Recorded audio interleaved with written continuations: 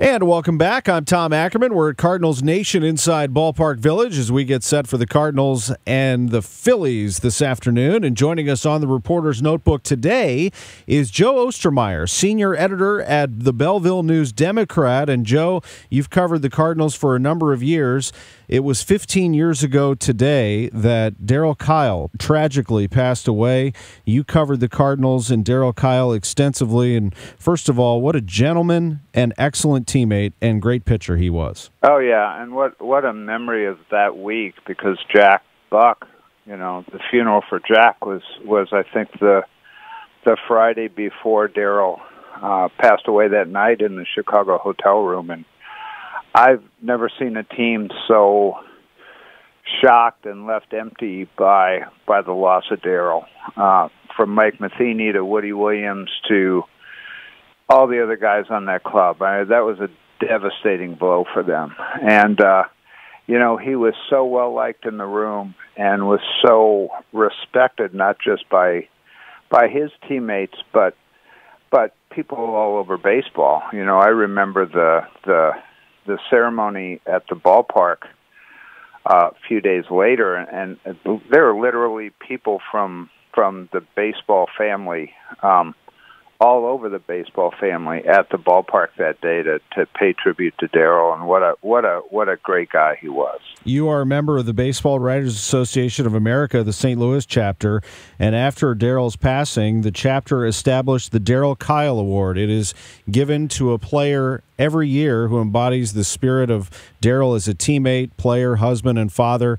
And also very special, Joe, is the fact that the players are the ones who vote for it. Yeah, it's a if there's any one thing that I'm proudest of that the chapter's done in the last couple decades, it's that we went ahead and created this honor for Darryl from his teammates.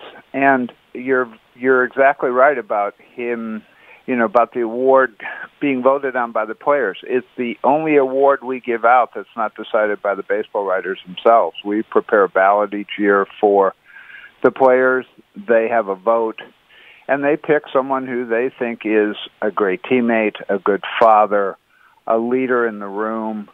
We've had the best Cardinals win that award since it was created in Darryl's memory, from Mike Matheny to Yadier Molina to Woody Williams to you just go right down the line.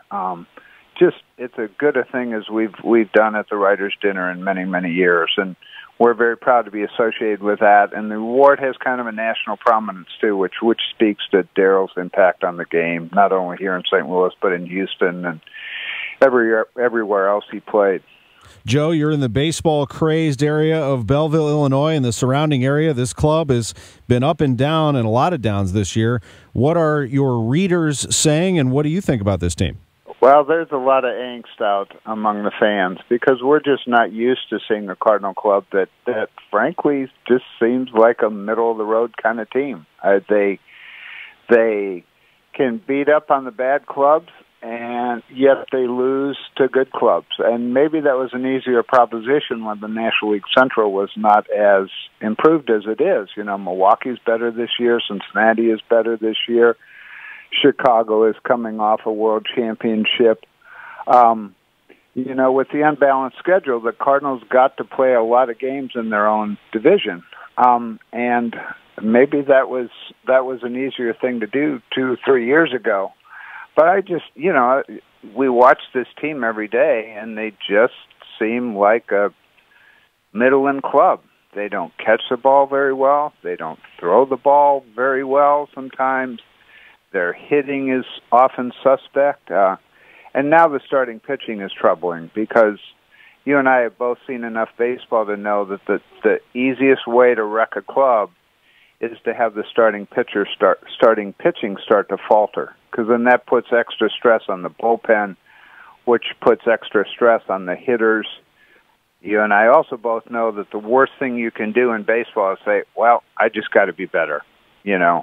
Our pitching isn't very good, so I got to be an even better hitter. Or, wow, the hitters aren't doing so well, so I've got to make this pitch perfect. That's the worst thing you can do. And I see this team doing that a lot.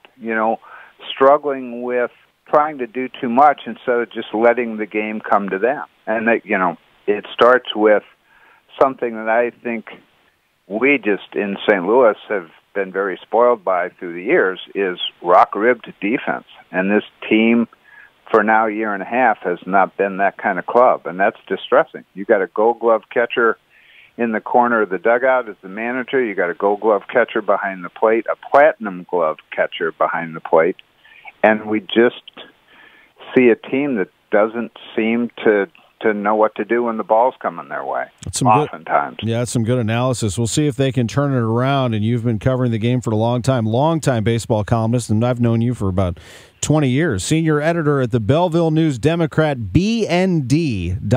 Very easy to read the work of the Belleville News Democrat. Joe Ostermeyer, thanks so much for being with us. Thanks, Tom. It's always fun. Anytime.